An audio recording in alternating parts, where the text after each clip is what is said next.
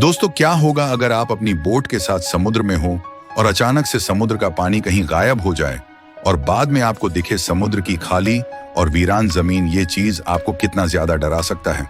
और आखिर जो समुद्र का पानी गायब हुआ है वो कहाँ चला गया, और क्या एक बार फिर से समुद्र में वो पानी वापस आएगा या नहीं? चलिए इस सभी सवालों के जवाब जानते हैं। इस कहानी से ये फिल्म आपको काफी पसंद आएगी, जो कि एक साई-फाई एडवेंचर फिल्म है जिसका नाम है सर्वाइव। तो चलिए जानते हैं आज की इस कहानी को। इस कहानी की शुरुआत होती है और हमें एक फैमिली को दिखाया जाता है जिसमें वो अपने बेटे बेन का बर्थडे सेलिब्रेट करने के लिए समुद्र के बीच में आए होते हैं। यहाँ पर सब कुछ एकदम नॉर्मल चल रहा था। बेन की मॉम समुद्र में स्विमिंग करने के लिए जंप कर देती है, जबकि बेन और उसके फादर फिशिंग करने में बिजी थे। लेकिन तभी अचानक से बेन की मॉम जूलियन को समुद्र में ऐसा फील हुआ जैसे कोई बड़ी सी चीज उसके आसपास चक्कर लगा रही हो। जब वो इस बारे में देखती है तो सब कुछ एकदम नॉर्मल होता है, लेकिन तभी अचानक से कोई उसे समुद्र के नीचे खींच लेता है और साथ ही इनके बोट पर जो इंस्ट्रूमेंट थे वो भी कुछ अनुजाल सा बिहेव करने लगते हैं। बेन और टॉम इस चीज पर ध्यान नहीं दे पा रहे थे क्योंकि वो फिशिंग करने में बिजी थे, और वो डूबती हुई जूलियन अपने आप को बचाने के साथ साथ टॉम को भी बहुत सारी आवाजें लगाती है, लेकिन उस पर किसी का भी ध्यान नहीं जाता। और यहाँ पर जूलियन को फील होता है कि समुद्र का पानी पीछे की तरफ जा रहा है, और साथ ही वो खुद भी और अब टॉम भी इस चीज को नोटिस कर लेता है। वो जूलियन को देख लेता है और उसे बचाने के लिए पानी में जंप कर देता है और बेन बोट का इंजन स्टार्ट करके उनके पास ले जाता है। इस तरह बेन और केसी दोनों को डूबने से पहले बचा लेते हैं। अब बोट पर टॉम अपनी बेटी केसी पर गुस्सा करता है। वो कहता है कि तुम्हारा ध्यान कहाँ था? तुम्हें पता है ना कि जो भी स्विमिंग के लिए जाएगा उस पर कोई एक ध्यान रखेगा। तो तुमने ये नियम क्यों तोड़ा? अगर तुम्हारी माँ को कुछ हो जाता तो क्या होता? अब केसी भी इस बात के लिए गिल्टी फील कर रहा था, लेकिन उसके सॉरी कहने पर सभी लोग आगे बढ़ जाते हैं। इसके बाद वो अपने बेटे बेन का बर्थडे सेलिब्रेट करते हैं। तभी यहाँ पर केसी के बॉयफ्रेंड की उसे कॉल आ जाती है और वो नोटिस करती है कि उसके बॉयफ्रेंड के पीछे शहर में बहुत बड़ा तूफान आ रहा है। ये देखकर केसी थोड़ा परेशान हो जाती है क्योंकि इस वक्त ये लोग सेफ जगह पर तो नहीं थे। ये बात वो जाकर अपने मॉम डैड को बताती है, जिसके बाद ये लोग अपनी बोट की सेफ्टी चेक करने लगते हैं। जो चेक करते हुए ये लोग नोटिस करते हैं कि बहुत सारी वेल्स और शार्क इनकी बोट के आसपास मंडरा रही हैं। और टॉम जानता था कि वेल या शार्क के ऐसा हरकत किसी बड़े भयानक तूफान का संकेत है। तभी इसी दौरान इनकी बोट को एक जोरदार झटका लगता है, जिसे चेक करने के लिए टॉम नीचे पानी में जाता है और वो देखता है कि बोट के नीचे एक बहुत बड़ा डेंट आ चुका है, जो कि जरूर किसी शार्क ने किया होगा। ये चेक करने के बाद जब टॉम वापस ऊपर आता है तो वो बुरी तरह से जख्मी होता है, और ये देखकर जूलियन उसके जख्मों पर स्टिचेस लगाती है। यहाँ पर टॉम अपनी फैमिली को बताता है कि उस डेंट की वजह से हम बोट को आगे नहीं ले जा पाएंगे, और अब इनके पास सिर्फ एक ऑप्शन रह गया था कि किसी को मदद के लिए बुलाएं। लेकिन इनकी बोट का कोई कम्युनिकेशन, कोई भी सिग्नल काम नहीं कर रहा था। लेकिन तसल्ली उन्हें इस बात की थी कि ये लोग एक शिपिंग रूट पर थे और यहाँ से कोई ना कोई शिप उन्हें गुजरते हुए देख लेगा। अब इनकी इन्हीं बातों के दौरान इन्हें बाहर से एक जोरदार आवाज सुनाई देती है। जब इन्होंने बाहर जाकर देखते तो एक बड़ा सा माइटोरॉइड इन्हीं की तरफ आ रहा था। वो उनकी शिप से टकरा सकता था, और उसे बचने के लिए टॉम जल्दी से अपनी बोट का इंजन स्टार्ट करता है। लेकिन वो जानता था कि अगर उसने ऐसा किया तो उसकी बोट बर्बाद हो जाएगी, और ऐसा ही होता है। इनकी बोट का इंजन बर्बाद हो गया और दूसरी तरफ माइटोरॉइड भी इनकी तरफ बढ़ने लगा था। अब अपने आप को बचाने के लिए ये लोग बोट के निचले हिस्से में जाकर लाइफ जैकेट पहन लेते हैं। इसके बाद इन लोगों को एक जोरदार आवाज सुनाई दी और ये सभी बेहोश हो जाते हैं। जब इन्हें होश आया तो ये लोग पाते हैं कि ये लोग जिंदा थे। हालांकि इन्हें चोटें जरूर आई थी, लेकिन हैरानी की बात यह थी कि अब इनकी बोट के अंदर एक बहुत बड़ा छेद हो चुका था, लेकिन उसे पानी अंदर नहीं आ रहा था। अब जब ये पूरा परिवार अपनी बोट से बाहर आकर देखते हैं तो ये नजारा देखकर पूरा का पूरा हैरान रह जाते हैं। और इनकी बोट एक पथरीले पहाड़ जैसे इलाके में थी, जैसे ये लोग किसी दूसरे ग्रह पर आ गए हों। ये जगह पूरी तरह से बदल चुकी थी। जहां कल रात तक पानी था, वो जगह अब ऊंचे ऊंचे पहाड़ और गड्ढों की तरह दिख रही थी। अब टॉम जल्दी से अपना कंपास निकालता है और डायरेक्शन देखने लगता है, और वो समझ जाता है कि जरूर जमीन के साथ कुछ गड़बड़ हुई है। जमीन के पोल चेंज हो गया है। नॉर्थ पोल की जगह साउथ पोल आ गया था, जबकि साउथ पोल की जगह नॉर्थ पोल चला गया था। और इसके लिए जहां पर पहले लोग बसते थे, जमीन थी, समंदर का सारा पानी वहां पर चला गया था। और अब समंदर की जगह जमीन बन चुकी थी। और इस चीज का पता लगने के बाद ये सब लोग हैरान रह गए। इसके बाद एक और भयानक बात टॉम ने बताई कि इस सब के बीच जो इंसान जिंदा जमीन पर थे वो सब मारे गए होंगे। अब केसी इस बात से बहुत ज्यादा डर जाती है। वो अपने आप को केबिन में बंद कर लेती है। खैर, जूलियन यहाँ पर अपने बच्चे कुछ से खाने को इकट्ठा करने लगती है और टॉम के साथ बर्थडे के बैलून हवा में उड़ाता है ताकि अगर कोई जिंदा हो तो उन्हें देख ले। इसके बाद टॉम रेडियो पर किसी से कांटेक्ट करने की कोशिश करता है। उम्मीद तो ये थी कि सामने से कोई रेस्पॉन्स नहीं आएगा, लेकिन हैरानी की बात थी कि उसे रेस्पॉन्स मिलता है। ये रेस्पॉन्स उसे एक कैप्टन ने दिया था और वो भी समंदर का पानी शिफ्ट होने की कहानी जानता था, क्योंकि वो भी टॉम की फैमिली की तरह अपनी सबमरीन में था। कैप्टन टॉम को बताता है कि अर्थ के जो पोल चेंज हुए हैं वो तकरीबन 1 हफ्ते में फिर से अपनी जगह वापस आ जाएगा, यानी कि 1 हफ्ते के बाद समंदर का पानी वापस अपनी जगह पर आएगा और उस वक्त इसकी लहरें बहुत खतरनाक होंगी। इसलिए कैप्टन टॉम से कहता है कि तुम कोई ऊंची सी जगह देखो और वहां पर चले जाओ, क्योंकि वहां पर तुम्हारे बचने के चांसेस ज्यादा होंगे। ये बात सुनते ही जूलियन जल्दी से अपने बच्चों से सामान पैकिंग करने के लिए कहती है। टॉम कहता है कि आपकी सबमरीन के अंदर भी बचने के चांसेस ज्यादा हैं, तो क्या आप मेरे बच्चों को रख लेंगे? कैप्टन कहता है कि जरूर, मैं ऐसा करना तो चाहता हूं, लेकिन मैं कर नहीं सकता, क्योंकि मेरी सबमरीन के अंदर मेरा एक साथी मारा गया है और यहाँ पर सिर्फ 2 लोगों की जगह है। मैं एक आदमी को तो रख सकता हूँ, लेकिन फिर भी एक बाहर ही रहेगा। और यहाँ पर टॉम रिक्वेस्ट करता है कि प्लीज आप मेरे दोनों बच्चों को किसी तरह से रख लें, इसके बदले में आप जो कहेंगे मैं आपके लिए करूंगा। और इसलिए कैप्टन उसकी बात मान लेता है। इसके बाद टॉम उस सबमरीन की लोकेशन का अंदाजा लगाता है और वो अपनी वाइफ को बताता है कि हम सिर्फ 2 दिन में वहां तक पहुंच जाएंगे, यानी ये समंदर का पानी वापस आने से पहले हम अपने बच्चों को सही सलामत वहां तक पहुंचा सकते हैं। और अगली सुबह ये पूरी फैमिली अपने सफर के लिए तैयार थी। तभी टॉम देखता है कि दूर से एक अजीब सा आदमी अपने डॉग के साथ इस तरफ चला आ रहा है। टॉम देखता है कि वो आदमी जख्मी था, इसलिए उसने उसकी मदद करता है। वो उसे पीने के लिए पानी देता है, लेकिन पानी पीने के बाद वो आदमी टॉम को अटैक कर दिया और ये चीज दूर खड़ी जूलिया भी देख लेती है। वो आदमी अपने पास पड़े हुए चाकू से टॉम पर हमला करके उसकी जान ले लेता है। और अब जूलिया जल्दी से वो बोट के अंदर जाती है और केबिन में अपने दोनों बच्चों को लॉक कर देती है। इसके बाद वो केसी को एक फ्लेयर गन देती है और कहती है कि इसका यूज तभी करना जब बहुत ज्यादा जरूरत हो।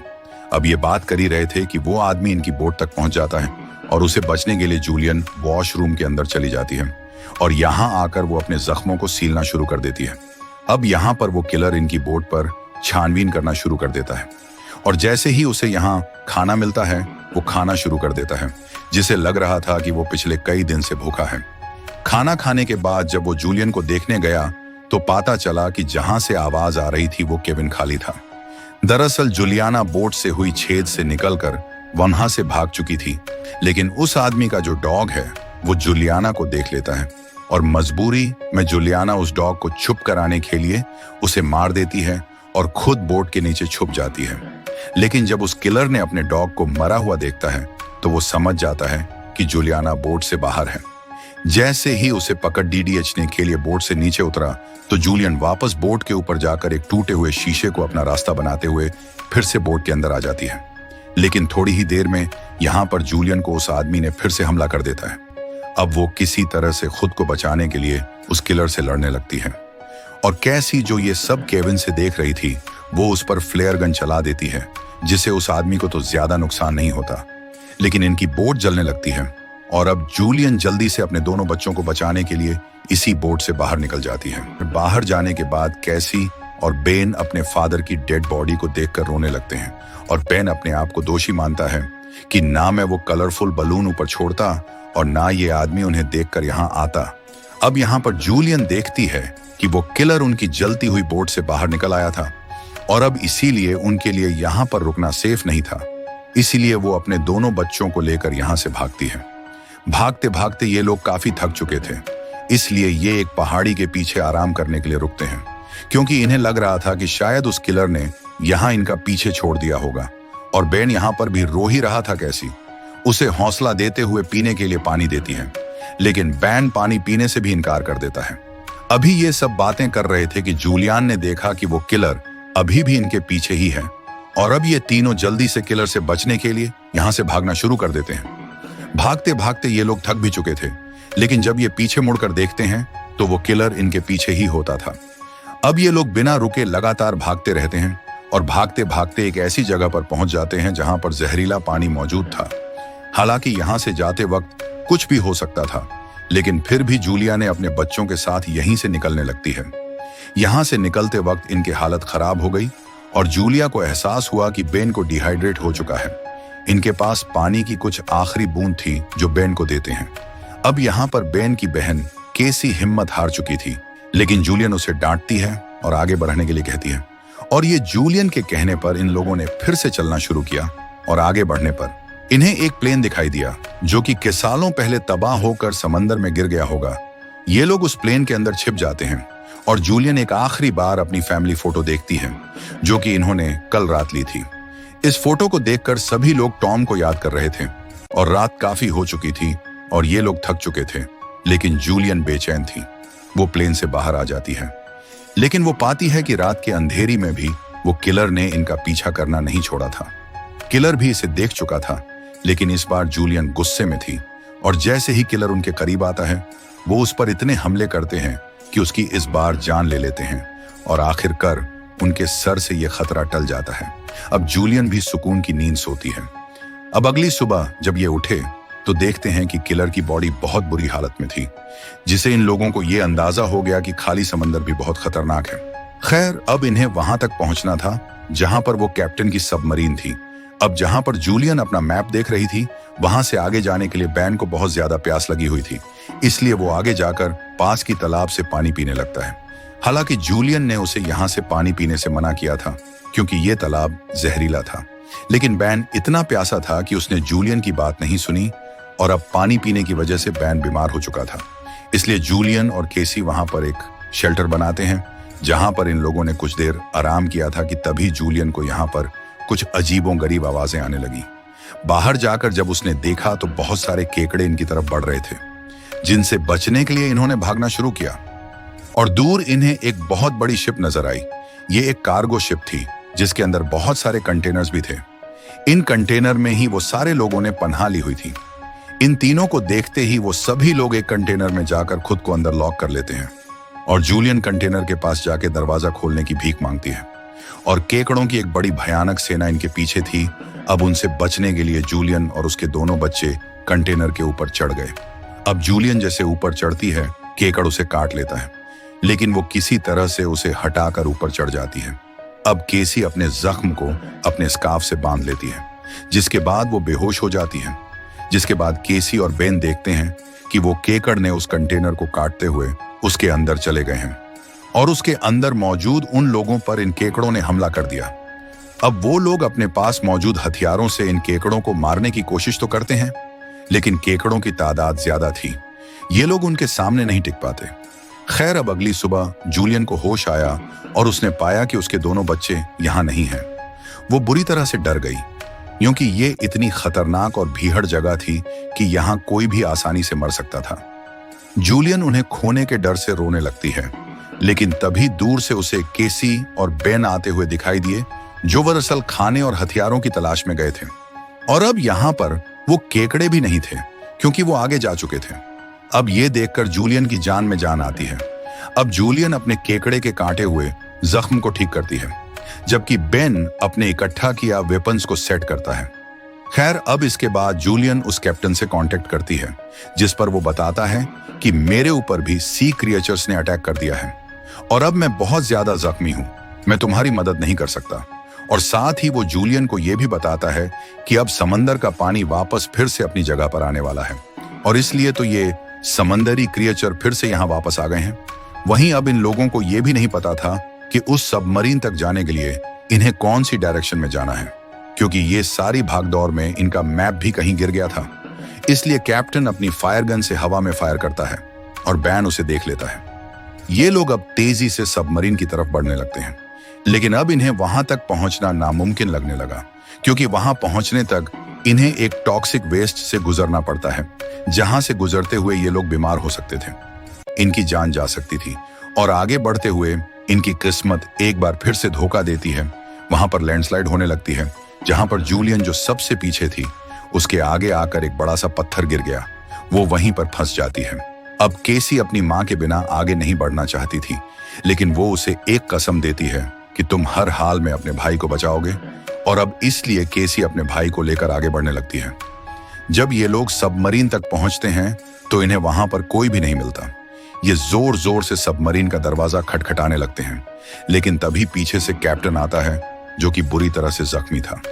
कैप्टन इन्हें बताता है अब मेरे बचने के चांस ज्यादा नहीं हैं और सबमरीन में 3 लोग बैठ सकते हैं। ये बात सुनकर केसी जल्दी से वापस पीछे मुड़ी। वहीं जूलियन की तरफ फिर से उन ककॉर्डियज की सैलाब आने लगता है, जहां पर वो अपनी गन से उन सबको शूट करने लगती है, लेकिन कुछ देर में उसकी बुलेट्स खत्म हो जाती हैं। अब इससे पहले केकड़े आकर उसका हमला करते केसी ऊपर से हाथ देती है और आखिरी उसकी मदद से जूलियन यहां से बाहर निकलने में कामयाब हो जाती है और ये लोग जल्दी से भागते हुए सबमरीन तक आ जाते हैं। अब ये लोग बिना ज्यादा वक्त गवाए सबमरीन के अंदर बैठ जाते हैं और उन भयानक केकड़ों का सैलाब भी इनके पीछे था, और तभी एक बड़ी सी भयानक समुद्री लहर इन्हें अपनी तरफ आती हुई दिखाई देती है। वो कई 100 फीट ऊंची थी, दिखने में भयानक लग रही थी। वो जोर से इनके सबमरीन से टकराती है, जिससे ये लोग बेहोश हो जाते हैं। जूलियन को जब होश आया तो हैरानने की बात यह थी कि उनकी सबमरीन पानी में नहीं थी, बल्कि समंदर की वो बड़ी लहर इनकी सबमरीन को बहाकर एक शहर में ले आई थी जो कि तबाह हो चुका था, जिसे देखकर साफ समझ आ रहा था कि जमीन से इंसानों का खत्म हो चुका है। और बस यही सीन दिखाते हुए ये कहानी यहाँ खत्म हो जाती है। दोस्तों, उम्मीद है कि ये एडवेंचर सर्वाइव मूवी आपको बेहद पसंद आई होगी, और कुछ नए स्टोरी के लिए चैनल को लाइक और सब्सक्राइब करें। धन्यवाद।